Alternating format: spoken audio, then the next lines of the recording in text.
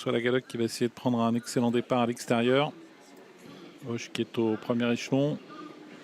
Il a pris un bon départ. Hoche, Exode de Félière également est très bien parti. Très bon départ pour Gamin de Mahé, pour Flocon Dijon, qui lui aussi se propulse à l'avant du peloton avec Idol of Love qui se rapproche. Alors Keradamès est parti au galop et il perd toute chance. Gamin de Mahé s'installe au commandement. On a vu Johan Le Bourgeois se retourner certainement pour juger de la position de Hoche. Est-ce que Johan Le Bourgeois va maintenant attendre que l'un des favoris de la course vienne le couvrir? Il va être rejoint également par Idol of Love. Chacun veut prendre sa position un peu stratégique dans les premiers hectomètres de course. En dedans, il y a Flocon Dijon accompagné par Guématin et Invictus Madiba qui a déjà effacé son handicap initial. Il est déjà là, Il n'a pas eu à faire un gros effort, Invictus Madiba, pour combler son handicap initial. Il est à l'intérieur de Hoche, donc il est déjà tout près de celui qui est également l'un des grands favoris de la course, alors que plusieurs concurrents tentent de faire mouvement.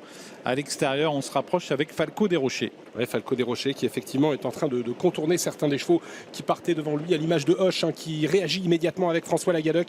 Après environ 1000 mètres de course, François Lagadoc fait accélérer l'un des favoris de l'épreuve qui va certainement venir s'installer au commandement. Pour l'instant, il se pose à l'extérieur de Gamin de Mahé. Falco des Rochers va donc pouvoir prendre le dos de Hoche un court instant et on retrouve un peu plus loin Idol of Love accompagné également par Exode de Félière. Ouais, ça n'allait pas très vite. Johan Le Bourgeois ne voulant pas garder la tête, il est couvert maintenant par Hoche. Gamin de Mahé deuxième, Falco des Rochers en troisième position devant Flocon Dijon, Idol of Love qui est cinquième, Exode de Félière, Guématin, Invictus Madiba qui compose donc la première partie du peloton. Graal du Trésor et quant à lui à l'arrière-garde. Ouais, il a bien joué le coup François Lagadoc, il a laissé faire certains de ses adversaires qui ont repris à peu près après 1000 mètres de course pour avoir son dos. Du coup il a fait un effort mais pas si énorme que ça pour venir prendre la tête à Gamin de Mahé. Falco des Rochers, Idol of Love, Flocon Dijon dans cet ordre ensuite devant Guématin, Exode de Félière qui est suivi par Invictus Madiba. Un tour de piste à effectuer. Hoche qui a l'avantage, Falco des Rochers à son extérieur, Gamin de Mahé qui est au contact avec pas mal de ressources. Idol of Love, Flocon Dijon, Exode de Félière, Guématin compose toujours ensuite le reste du peloton. Quant à Invictus Madiba,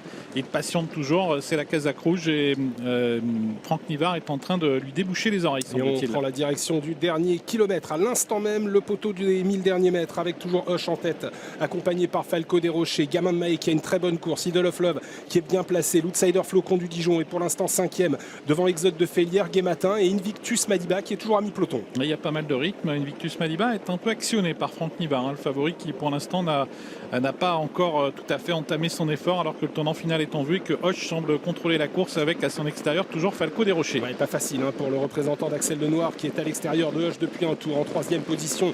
Quel beau parcours pour Gamin de Mahé, le numéro 7 qui est troisième en dedans devant Flocon Dijon, devant toujours Idol of Love qui est au galop, Exode de Félière venant plus loin et Invictus Madiba qui ne fait pas figure de lauréat à cet instant. Hoche qui est en train d'essayer de faire la différence, il accélère sèchement, il a nettement l'avantage. Gamin de Mahé qui est deuxième, Falco des Rochers qui tente de venir, Invictus Madiba également avec Exode de Félière. Hoche qui a l'avantage à 400 mètres du but, Gamin de Mahé qui tente de venir lui porter son attaque mais Hoche a pris plusieurs longueurs maintenant. Hoche nettement au commandement, Gamin de Mahé en deuxième position, Invictus Madiba qui va terminer très vite. Aura-t-il le temps de revenir chercher Hoche? Gamin de Mahé, Invictus Madiba qui termine fort mais Hoche a toujours nettement l'avantage. Hoche qui va remporter ce quintet. Hoche s'impose, Invictus Madiba deuxième, Gamin de Mahé troisième, Guématin quatrième et Flocon Dijon peut-être cinquième. Ce qui nous donnerait une combinaison du quintet 6, 15, 7, 4 et 5, 6, 15, 7, 4 et 5 et une victoire pour Hoche, la première de sa saison 2024 après une excellente rentrée sur l'hippodrome de Laval. Il a confirmé en prenant la tête à un tour et demi de l'arrivée et en contrôlant Invictus Madiba qui termine très bien, lui qui s'était montré assez froid dans la ligne en face. C'est étonnamment froid à mi-parcours, on a même pensé qu'il serait battu, totalement battu, mais il s'est totalement relancé dans la phase finale et prend la deuxième place sans véritablement inquiéter Hoche, qui était devenu le favori en cote finale